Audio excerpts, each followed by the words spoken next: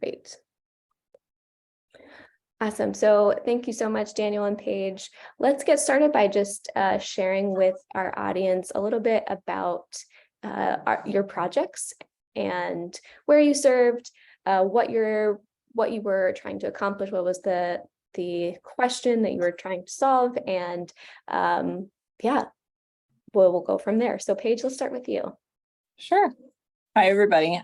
Paige Johnson. I was Duke Fuqua class of 2021, and I served at Pearl Harbor National Memorial, which was 110% not what I expected to be doing when I signed up for this internship.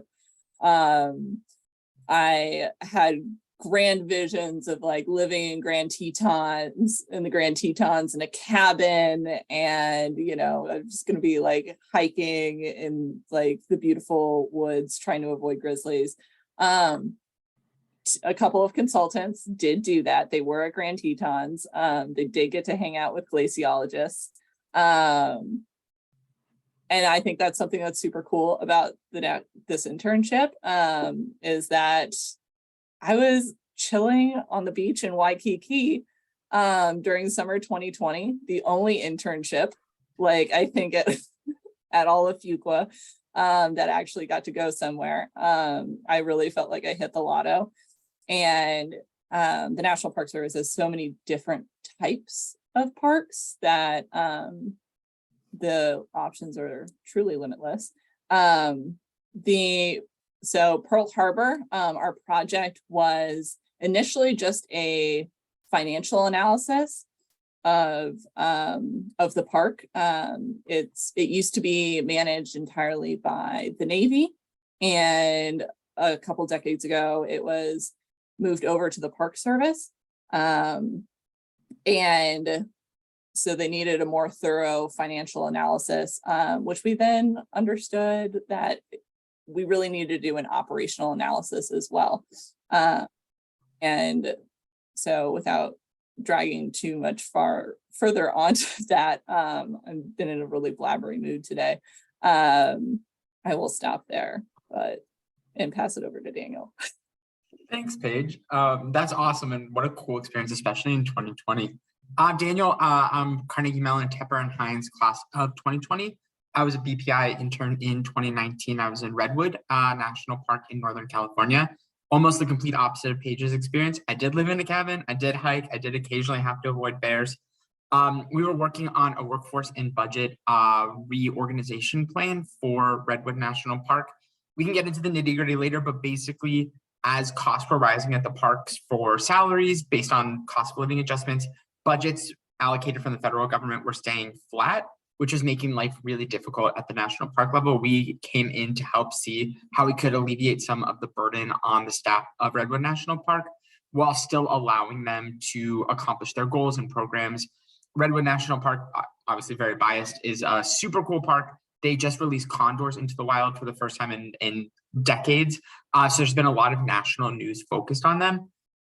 They were living in a world of let's try to do more with less, and it was our role to help institute a culture of sort of let's try to do less with less, but still do things well and still have a meaningful impact across the board. The National Park Service, like Paige said, has units that really don't make any sense when you think about them logically, and every unit has their own culture, and every park unit has an internal struggle between the two main tenets of the National Park Service mission, which is preservation and access.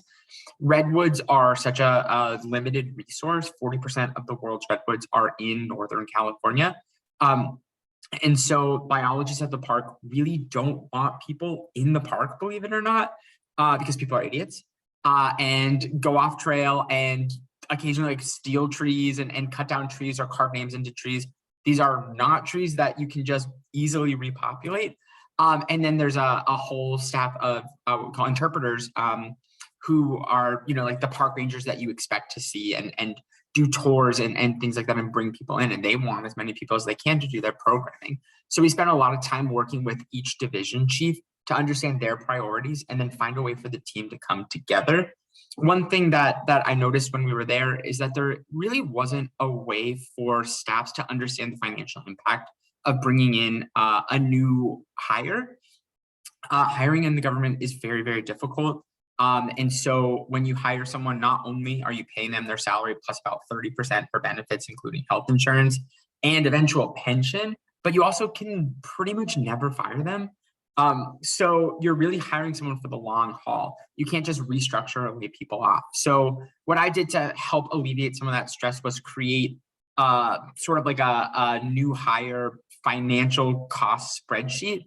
Sounds a lot fancier than it was. It was really type in the salary and then a little formula times 1.3 or something like that, and then cost projected over a few years. But now it's being used across the National Park Service to help divisions understand the impact of their hires so that they can better plan for it in internal meetings. So it was a really impactful summer in that way. I absolutely loved it. I can't wait to talk about my experience and hear more about Paige's as well. And yeah, super excited to get into the meat of this session. Thank you. Yeah, I think it's your two projects really emphasize some of the points that I share with potential applicants of really diverse experience, both in terms of placement and the type of projects that you're working on. But what you share in common is that both of your projects, to me, sound like, again, what I share with folks of being very mission critical and high profile. These aren't just projects that sort of are throwaway projects, that they're very critical to the park units that you are serving. And they're, as you said, Daniel, it's now being implemented across the whole park system, which is really, really cool, and something that you can definitely, that definitely contributes to your internship experience. So love that. I wanted to hear a little bit more about what kind of drew you both to this internship initially. There's so many internship opportunities out there. It can be a little overwhelming. And as for our audience who is probably in the thick of the hunt right now, I think it would be helpful for all of us to hear maybe what drew you first. So we'll switch the order this time. Daniel, maybe you can take this one first. Gladly. And good luck to all of you that are in this process right now. It's awful. So there isn't a light at the end of the tunnel. You will always have an internship at the end, but it can be a little bit of a slog. So just know that you're not alone in that process. I did the same thing that I think a lot of people do. I was going, through the consulting interviews. I'm a consultant now. And it was really hard, right? A lot of like Big Four interviews, a lot of sitting in the conference room, wearing a tie, that kind of stuff.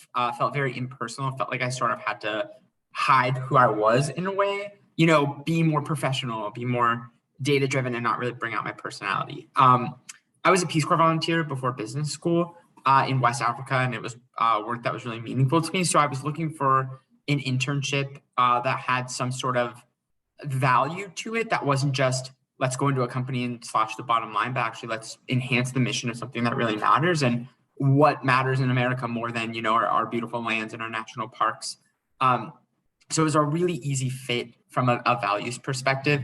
And when I was going through the interview process, it just became abundantly clear that it was a group of people I wanted to work with, doing work that really mattered to. It is a consulting internship. So when I came back to school the next year, I had equally, if not way cooler, consulting experiences than my friends who had gone to Big Four firms or MBB firms. We really got to drive a project as opposed to being sort of like the grunt worker, doing data analysis in a windowless conference room. We really got to like drive the way that the program looked and take it from start to finish.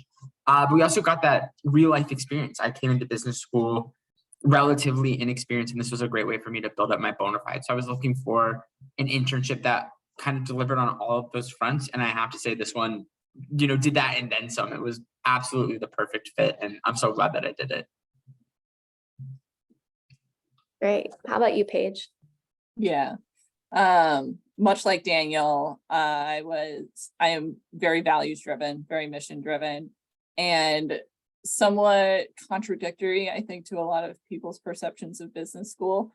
I was really pursuing an MBA to pivot into a field that aligned more with my values around helping mitigate climate change, taking care of the environment. I've always been a pretty outdoorsy person.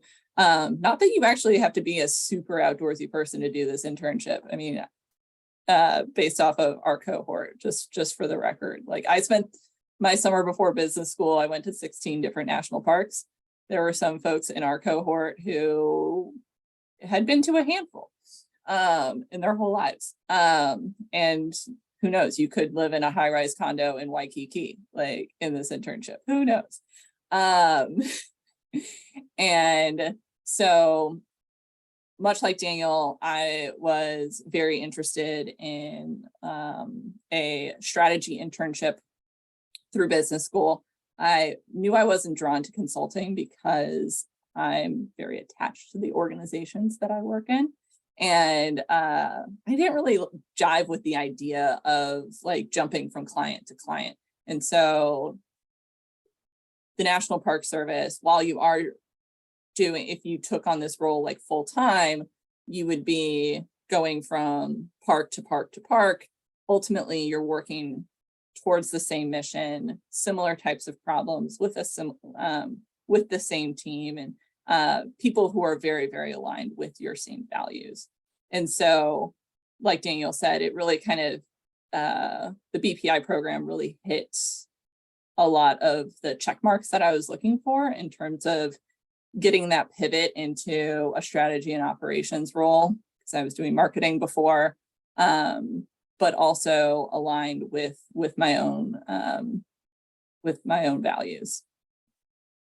And like, how cool to say that you like worked for the National Park Service. Like you don't like, not many people get to say that they did that. And so I figured you only have one MBA internship. Maybe if you're a dual degree, you get two. But it's like, what the hell? Pardon my French. You're so right. And not only do very few people get to say that they did it, almost no one gets to talk about it in an interview for a full-time position. So when the like consulting firms or tech firms or whatever come back to your campus for interviews for full-time, they're going to hear the same story over and over again. Oh, I helped a Fortune 500 company by doing data analysis. Cool, whatever. Like I lived in a national park. I got to work with like people wearing like ranger hats. And like, I got to go on like ride-alongs, and you actually get to bring a really cool story, but then you can also talk about the progress that you drove. So, and you get to have fun. It's like the last time you get to have fun in your life. So there's so many benefits to it. And just like Paige said, I feel like you put it perfectly. I just wanted to add on to that. Absolutely. I think you make a great point that there is sort of a level of autonomy to this internship that is pretty rare, I think, for a lot of, at least a lot of consulting internships. So they're all great experience builders, but this one is definitely has an element of setting you apart. So we'll switch gears a little bit now and talk about kind of what a typical week in the life of a BPI looks like. I tell everyone, it's a consulting internship, so it's really hard to define exactly what you'll be doing because it looks very different from day to day and week to week even. So if you could give us a snapshot of what a typical week might look like, and that is from the time you wake up till the time you go to sleep. What did that look like for y'all? How about you, Paige? Yeah. I'm like, how do I frame this one up? So the structure that I think most teams generally have is you typically have like one other co-intern that you're working with at the park, fellow grad student. And you guys are on site there together. You're usually supported by the management staff there. So we worked really closely with a deputy director. We had some like interim leadership as well. And at the time, which was kind of part of like the change management that we were working through. But truly, like, we met with all of the leadership there on a weekly basis, usually one-on-one. Sometimes I would like go like on a little adventure out to the maintenance shed to go find like the chief of maintenance, and he's like hacking like with a machete. And and I need to talk to him about like finance things.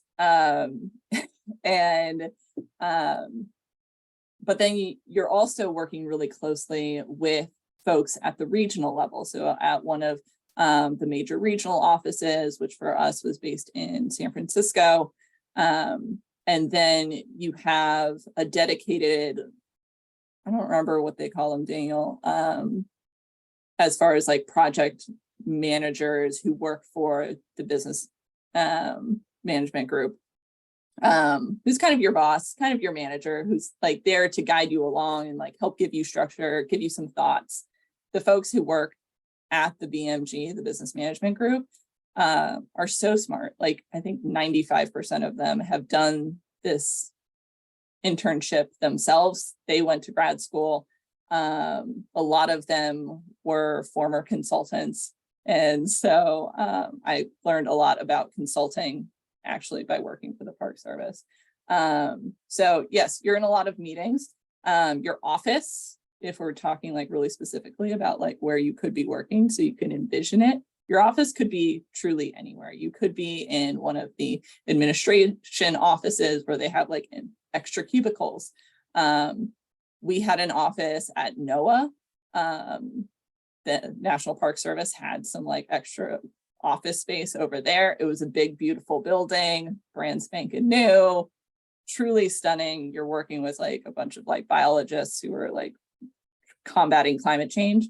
That was kind of far from the park. So some days we would work from like a random classroom right on site, and we could watch the tourists come through and like get on the boats and eat our lunch, like looking out on like Pearl Harbor.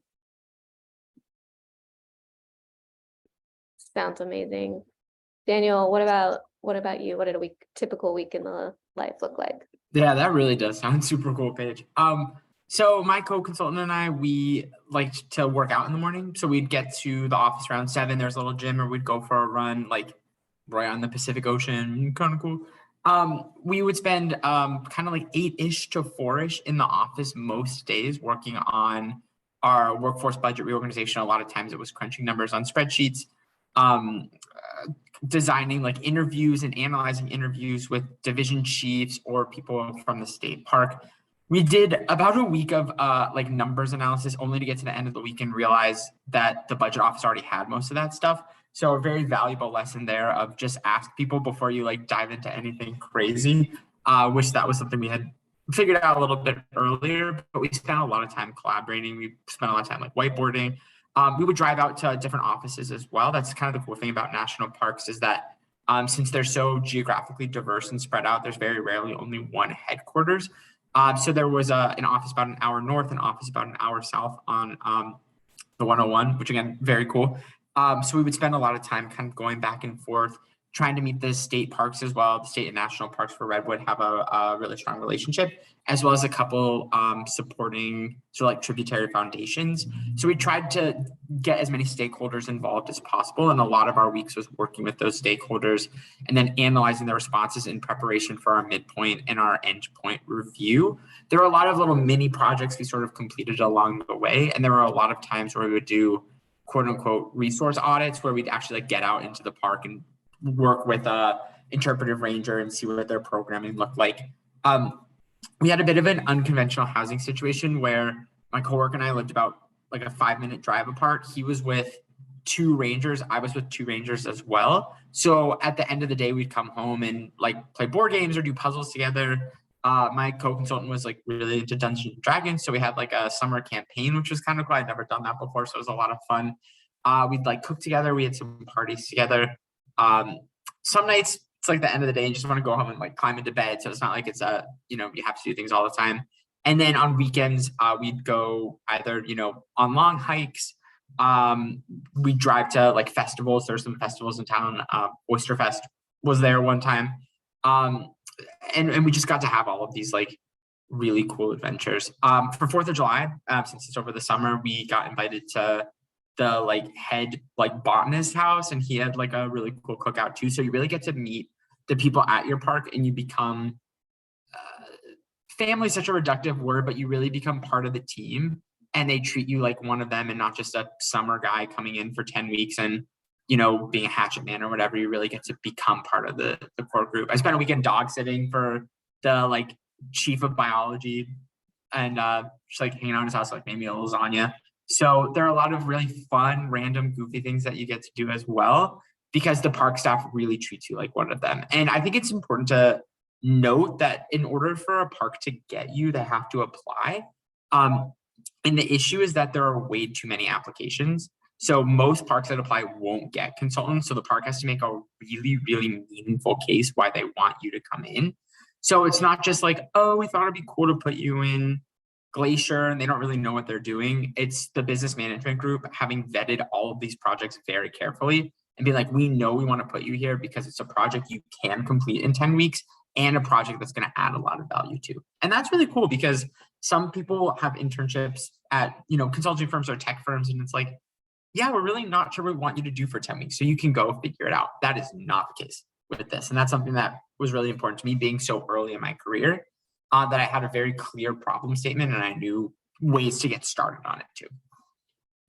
That's such a great point, that it's very competitive for park units to get a BPI. And so not only are they really committed to you and your experience, but that project is sure to be implemented after the fact because they worked really hard to get you there. And so they're going to take your recommendations really seriously, both throughout your time there and much afterwards. So thank you for noting that. I think that's a really important point.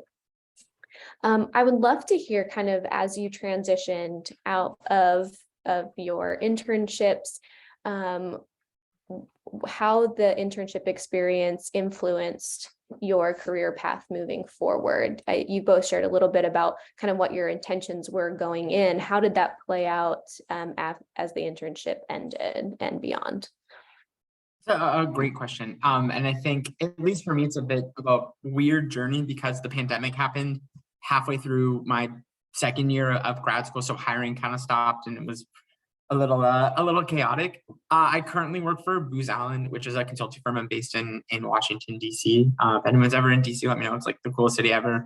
I moved here a few months ago, so I'm still like, oh my God, the White House. Which when people are locals are like, yeah, it's just a building, a lot of traffic, but I'm not quite there yet. But I found the transition to consulting from this internship a very logical step. I think that this internship is gaining a lot of credibility and that when you see it on a resume, people understand what it is. It's not just like, oh, you're a park ranger for summer, because that's not it at all. But it also does give you a really good story. And I do think that interviewers look for candidates that they think are interesting and share something with them. So this is a really good way to signal that to an interviewer. I also came into business school with no formal consulting experience. So as I went through interviews full time, I had such a better sense of what to share, to look polished, to look like I would be ready on day one as a consultant, but still also kind of hold an interviewer's interest. So the pandemic did get in the way. I spent a year and a half as like an internal consultant that I wasn't super passionate about, but I really love Booz Allen. It's a great place to be. And there are a lot of BPI alumni who have gone through Booz Allen as well. So yeah, I was really grateful to have had this internship. I thought that it made the transition very smooth. Yeah, it's pretty impressive to go from no consulting experience to this consulting internship and now a full-time consultant. So congrats on that. Paige, what about you? What was that transition like for you? Because you were kind of shifting careers path altogether, right? Right. Yeah. And even applying to business school, I did a lot of soul searching, a lot of informational interviews, trying to figure out like, okay, why do I want to go to business school? This is a lot of time. It's a lot of money. Like, what is my purpose here? And to be honest, I showed up at business school like still only as far as like, I don't want to do marketing anymore. And I want to make the world a better place. That was as far as I got. And so the National Park Service really reaffirmed my commitment to the environment. And so I doubled down afterwards on getting a concentration in business school in energy and environment. And having a tech background, I really wanted to leverage more of that. Like I still miss the technology side of things. Like I'm Bay Area born and raised, like it's always been a part of my life. And so I found energy to be a really nice confluence of like helping mitigate climate change, but also bringing in technology. And I've always been passionate about like societal resilience and like being able to like keep this wonderful yet deeply flawed world going. And so so I was thinking about energy and like how do we keep the lights on all day, kind of like how do we keep these national parks going, like how do we keep this government stable. And so that's how I ended up in my current role doing battery storage, which sounds oh so sexy. But really it's all about like, how do we keep the lights on when we like transition over to like solar and wind, and when the sun's not shining and the wind's not blowing, like we need to have batteries stored up, hopefully with clean energy to keep everything running. And so like Daniel, this internship really prepared me for that strategy and operations role, and that I did a lot of interviews with former consultants, and I was ready. I was ready for those like case questions. I was ready to present findings and do those take-home homework assignments that everybody loves in job interviews, and present them confidently. And you had a super cool story to tell. Like I had people who said like, I just had to talk to you. I had to interview you because like, I wanted to hear about this MBA internship you had. That is fantastic. To kind of add on to that, I'm curious to know, the internship, you said sort of affirmed commitments that you already had and really prepared you in a lot of ways. Beyond those sort of lead-ins, what do you think it was the most valuable part of being a BPI consultant and the experience as a whole? What do you take away and cherish most? I think what is unique about the BPI internship, more so than any other internship that at least my friends had in business school, is that it affects so much more than just your career. It like every time you walk into a national park, you're never going to be thinking about it the same way again. And I say that in a really positive fashion.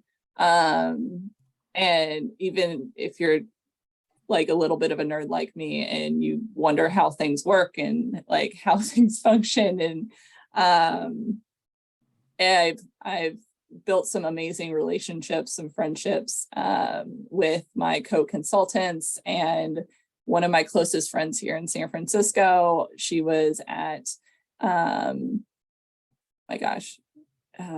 she was at Minuteman National Monument it's a battlefield. Is it a battlefield? There's so many different types. She was at Minuteman, like out there in Massachusetts, and like she would be dialing into our like, mini team calls with like, Victorian, like ruffly shades behind her, because she's like living in a colonial house. And she's one of my closest friends here. And a couple of weeks ago, we went to Sequoia Kings National Parks, and we got to like creep around and just like be like, oh, I wonder how they did this, or I wonder how they did that, or like I have hot tips now about when I go to national parks, like how, like what things to do, what not things to do. And so I think that was like the most surprising thing about the BPI program, was just how much it positively impacted my personal life and like the things that I love to do on the weekends and on vacation, and also built some like really wonderful, long-lasting friendships. Love that. Daniel, what about you? What was most valuable for you? That was such a good answer, Paige. And a lot of what I have to say is similar. I think a personal perspective, it really does kind of change your life. It gives you a connection point with kind of everyone you meet because everyone has a national park story of some kind.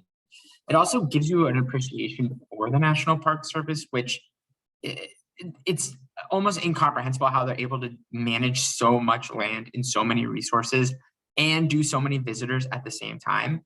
And it can often look like a pretty well-oiled machine, but then like when you get a peek behind the curtain, it's like almost unbelievable how much work goes into giving people the experience that they have.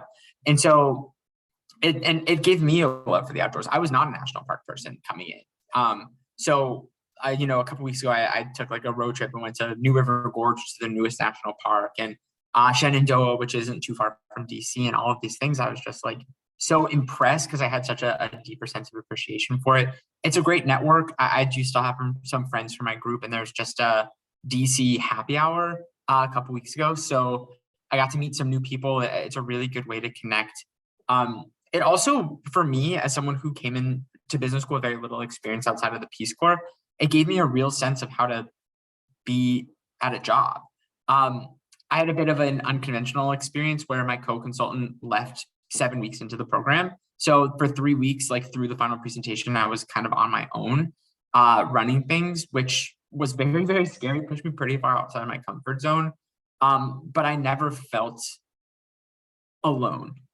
Even though I literally was alone, like I always felt supported. I never felt like I was being tested and was going to fail. And there was none of that sense from other people's internships of like, oh, if I'm not working hard, I'm not going to get a return offer. Like, I don't know how people are looking at me. I don't know if they see if my status is like green or yellow. None of that culture exists. It's really like, how can you do the best for the park? And the staff is 100% there to support you. Like Paige was talking about, you sort of get like a mentor from the business management group that's often gone through the program themselves. And then you have access to everyone in the business management group too. So it really just, from a professional perspective, from a personal perspective, just so much growth in those 10 weeks. And then you come home and not only do you feel like a different person, like a better person, but when you come back to business school or grad school, whatever program you're in, you're the one that people want to talk to. So for that first week, like if you like being the center of attention, I was like posted up in our lounge. People would just like come up to me like, what was it like? I was like, come on, let me tell you, it was pretty cool. It really went to my head. But it was really great in that perspective too, of really getting to like craft your own storytelling abilities as well. Yeah, I can't say enough nice things. I really can't. It's just so much fun. It was a great experience. I love how enthusiastic you are still about this program. It makes me so happy. I wish I could do it again. I'm like, should I go back to grad school? Like, I know. When I got this job, I was like, man, I really wish I could do the internship, but instead I get to tell you all about it. So I'm still happy about that. We want to leave a little time for questions from the group, but before we get to those, I wanted to kind of ask what final words of advice or insight would you give to the folks that are here, the folks that'll listen to the recording, who are interested in this experience? What would you offer to them? I would encourage you to, when you apply, if you choose to apply, and I think you should apply to as much as you can, especially at this time, apply with your strengths forward and not with your weaknesses forward. And that sounds a little bit like hacky, but what I mean by that is I went in with this feeling of like, I'm not a very like analytical person, like I'm not great at spreadsheets, so I'm gonna like make sure in my application I'm like, hey, these are not my skills, like just so you know, but like this is what I have. The internship is designed so that you're paired with a consultant that has complementary skills to you, so they're going to figure all that stuff out, and then you have like a week-long boot camp where you'll learn the skills that you need to succeed, how to do like joins in Excel, how to like manage budget spreadsheet information. So if you go in with a compelling reason that you're different from others or that you have a skill that other people don't have, you don't have to apologize for what you don't have. There's a case interview component to it, at least there was when I did it. And it's not like a case you would see with, Deloitte or McKinsey where there's a right answer and you have to get all of the numbers right. It's really like, let me show you what I know. And the reason I think that I got an offer was because the case that we were doing was about tearing down a house in a national park and putting up something. And we were talking through risks, and I was talking about like the Americans with Disabilities Act, because I was a policy student. I did a MBA in policy, and that was the thing that I brought to the table of, here's a different lens that I'm looking at. I got all of the math wrong.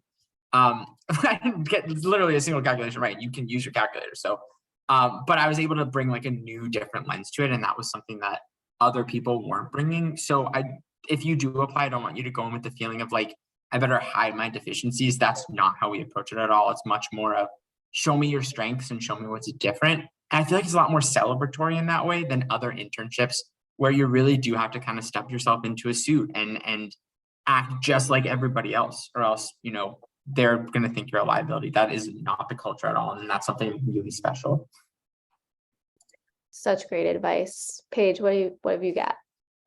I have another piece of advice, but like going off of like the interview part, I just remember being so excited to have this interview. And I just came in with like, I couldn't hide my enthusiasm. So I had to show up as myself, just like Daniel was saying, into this interview. And I think that's ultimately, based on what I heard after I got the offer, is something that stood out, was the level of enthusiasm and personability, because ultimately when you have a 10-week internship, you need to make relationships quickly, you need to form trust, you need to be able to get along with a lot of different types of people, whether it's folks who work in like the budget office to Glenn, the maintenance guy with the hatchet. That makes it sound scary. It's not scary. He taught me how to open a coconut. And so yeah, you know, be yourself, but just like kind of on an overarching level, like I don't want to seem like a broken record, but business school can be, or your like MEM programs or your MPP programs, they can be so transformative if you let them, and if you just like lean in. You only really get to do this summer once, so like you might as well explore all of your different options and really think about like, what am I doing this for? Like, what is my motivation behind all of this? Like, is it to make $1 gazillion? Like, your school will probably match your internship money with this program. So you'll end up making just about the same amount of money as the MBB folks. And you know, you got one life to live. You could get hit by a bus tomorrow. So I know that's like a very privileged thing to be saying, and as people are getting like, as this like macroeconomic environment is a little bit stressful right now, but ultimately, like, what are you on this planet to do? So good. Thank you both. I want to open it up to the room now to see if there are any questions. You can feel free to raise your hand or just come off mic. I think there's an intimate of enough group here that we won't be talking over each other too much. So you can come off mic and I can call on you, and you can ask your question. DJ. Just a quick question. I know it was mentioned briefly, but I wanted to make sure I understood it. Is this an internship only position, or are there full-time positions available if it's successful and stuff like that? Great question, DJ. I thought it was just an only internship shindig. And I was doing it just out because I thought it was so cool. And then I showed up at training and they're all like, we would love to hire you full-time if you want to work here.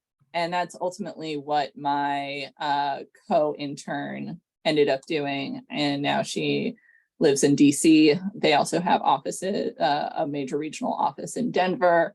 Some folks work remotely, and you don't just completing the BPI program, completing the 10 weeks. I think they're still offering this. You can correct me if I'm wrong. She knows what I'm going to say. But you get non-competitive hiring status within the Department of the Interior for 2 years following your graduation date, which is truly invaluable, both for you and for whomever within the Interior who might want to hire you, because it's way easier to hire people who have non-competitive hiring status. And so there's kind of classic consulting roles within the business management group, but then there's also a million others that you can look up on USA Jobs that also sound super cool. And even though I'm happy in my job right now, I still occasionally will like go on USA Jobs just to see what's up. There are days, Paige, where like we get an email once every quarter, maybe from Jason, who runs the business management group.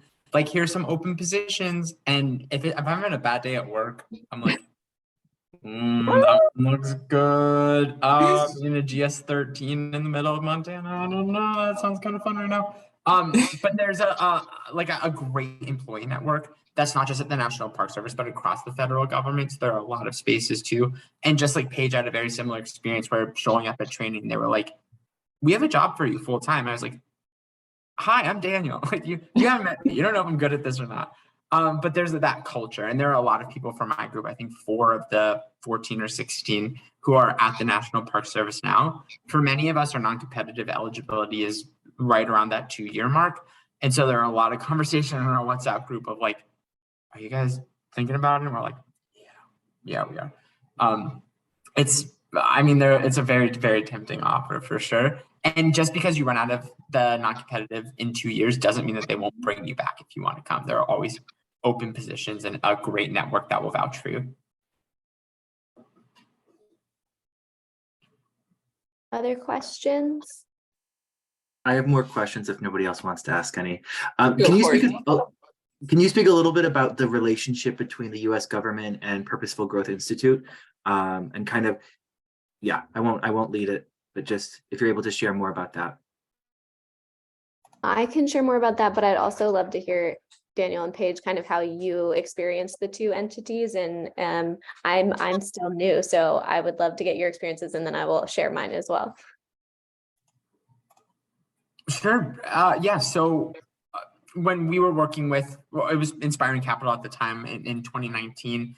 But it's the group that, and I'm going to get the terminology wrong, but sort of like contracts with the national government or like the parks to bring us in. We're not technically government employees during the summer, but we get like emails that are like affiliated. You get all the same privileges, but you don't have to go through the same sort of like clearance stuff and all of that. It's still very involved, but not quite as severe and restricting. And it also allows you to get paid kind of differently. So there are a lot of perks to it. But there's a lot of career growth stuff done through Purposeful Growth that you wouldn't get at an internship that was just with the government. A lot of webinars, a lot of meditation, mindfulness sort of stuff, which I actually really loved as well. So there's a lot of like growth from that perspective. Getting to work with Nell, who, you know, if you go through the summer program, you'll get to know her very intimately. She's kind of the best in the whole world. Getting to know her and her journey, and then her connections to just like the name suggests, purposeful growth, you know, business with mission-driven values, nonprofits, B Corps, like having that access as well is really special. So I can't really speak to like the technical side of it, but I will say having Purposeful Growth Institute was such a benefit and really gave us a lot of perspective outside of just the National Park Service for the summer. Paige, do you have anything to add to that? I don't. I think Daniel really hit on it. Yeah, in my mind, PGI was really like the facilitator of our internship and helped take off some of like the administrative tasks that the business management group, who is like so very focused on like helping the parks and doing those things, just like really helps them be able to like help us on our project specifically, and less of like the paperwork and hiring and all that jazz. Though the interviews are done with the National Park Service directly. Yeah, you both did a great job of describing it. I kind of think of it as like a tripod. So you have the business management group, you have your park where you're placed, and then you have PGI, which is that third sort of prong to for this holistic support. And so Daniel mentioned some of the career development additions that PGI brings. Paige mentioned the admin pieces. So facilitation is the perfect word. So we're the facilitator of this internship. And as Daniel mentioned, kind of we would be the direct employer versus the National Park Service, which makes, as he said, your lives a little bit easier and true for the parks as well to kind of manage that short-term employment. That's all on us. So think of us as sort of a third layer or level of support for your internship experience. But yeah, great question and great answers, guys. makes us sound really good. You were really good. I would also add to the points about the summer, the webinars during the summer. Those really helped both at very key points, like before your midpoint presentation and before your final presentation, and how you're thinking about shaping up your project, but also doing there were several exposures to other folks who work within the Park Service who did the BPI project internship, and so they're now the head of the district in Alaska. And they're yeah, I woke up one day and decided that I wanted to go live in Alaska, and so the National Park Service helped me facilitate that, and they're complete rock stars and impressed the socks off me. So yeah, lots of different sort of enrichment type of experiences, but which will be all new and exciting for summer 2023. Stephanie. Hi, thank you all for the session. I think it's been incredibly informational and helpful. I have, I guess, two questions. One is, I guess, were you able or did you drive kind of where you ended up going for the summer? And then the second question is, could you speak at all to some of the challenges that you encountered in your internships? Yeah. I'll start with the process of picking your park. Daniel, do you want to do challenges? Gladly. Give you the hard question. So as much as I may have made it seem earlier that I wound up in Waikiki in a high-rise condo, I did make that choice for myself. When you accept the internship offer, the BMG will give you a list of all of the parks that they have vetted and the projects, a high-level description of the projects that are associated with them, and then you get to rank them from 1 to 10 or however many projects they have. And most folks, 90% of people, most years it's everybody, gets something in their top 3. And so the way that I structured mine was that I really wanted, the way I thought about picking my parks was that I really wanted more finance experience. And so this was discreetly a finance-based project. Did I want to live on Oahu? Not really. I wanted the Yosemite project. But the Yosemite project, they then had to table because it was summer 2020, and it was an evaluation of their medical units, and their medical units were kind of busy summer 2020. So they're we're going to table this project, and they did it last summer, and it looked super cool. They flew in helicopters and things. Anyway, I'm not bitter. It's fine.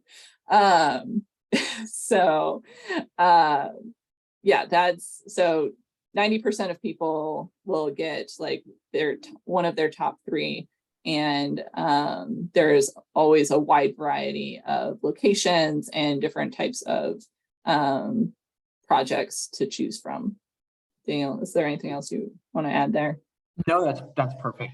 And every park has its own specific project. You'll get a problem statement for each, so you won't have to go in blind when you kind of rank the ones that you want. I can talk a bit about challenges. It is a challenging internship, and I think that's part of the draw to it. Working with just kind of one person for 10 weeks is very hard, even if you get along very well.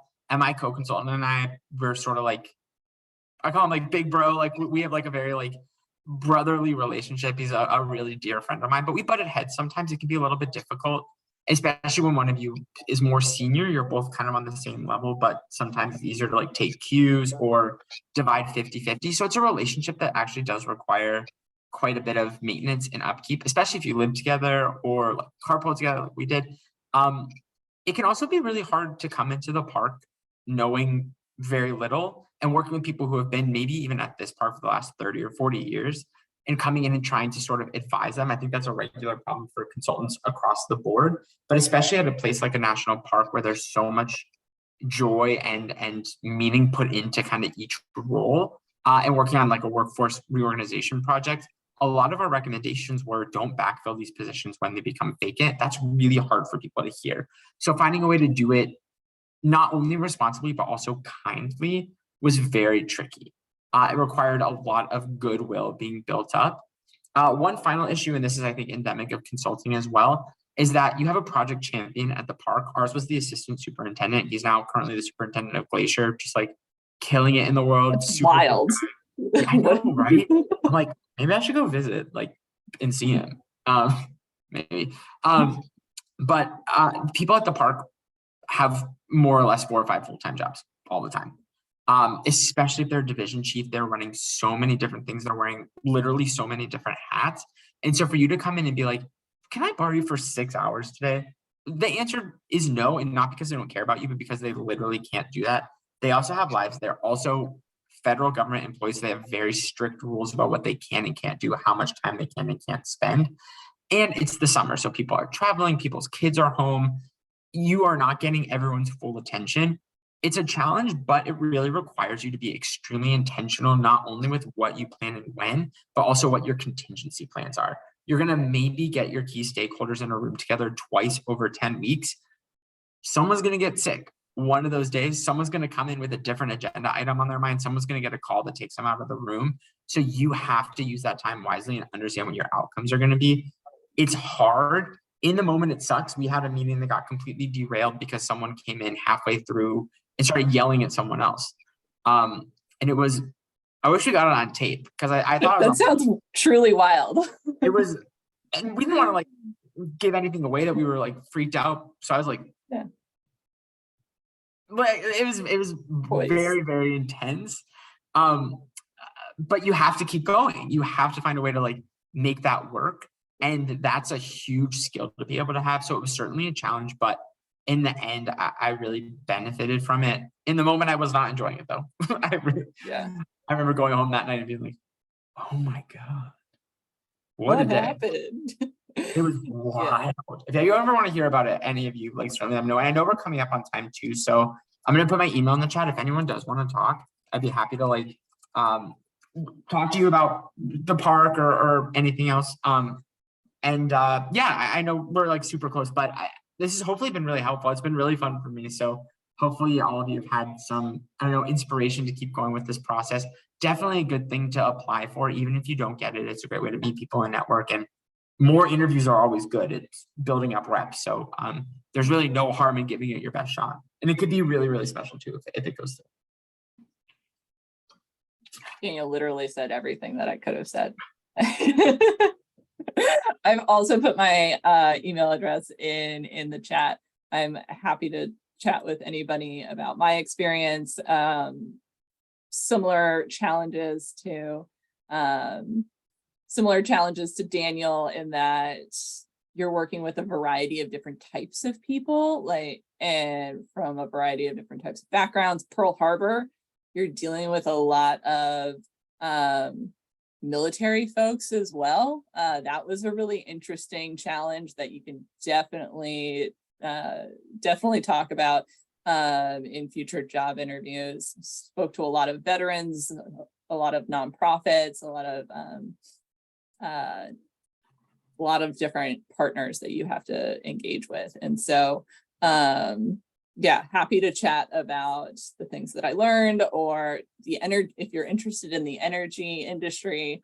I just spoke to a BPI from this summer who's like really interested in batteries. So it's a big time that you're having right now, and I'm so excited for each and every one of you to like be on this grad school journey that you're on.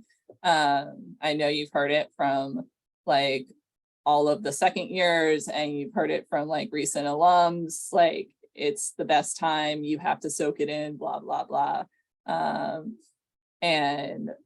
So instead of like laying on that pressure to you, just like enjoy it, say yes to everything. Why not apply to this internship? I don't even get paid. I don't even get paid to say that. Like They don't get paid. So this is all real. You can like totally vouch for that. Thank you both so much for your time, Daniel and Paige. Really appreciate your thoughtfulness.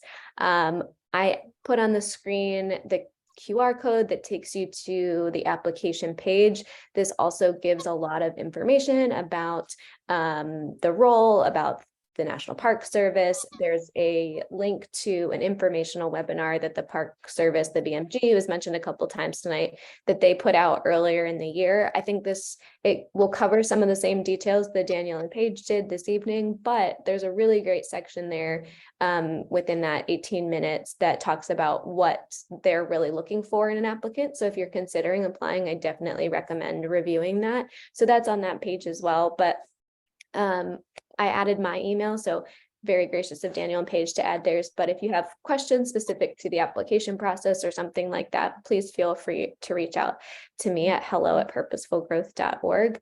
Thanks so much for coming. I know it's a super busy time of year, but we appreciate you carving out some time to learn a bit more about the internship, and we hope that you'll consider applying. So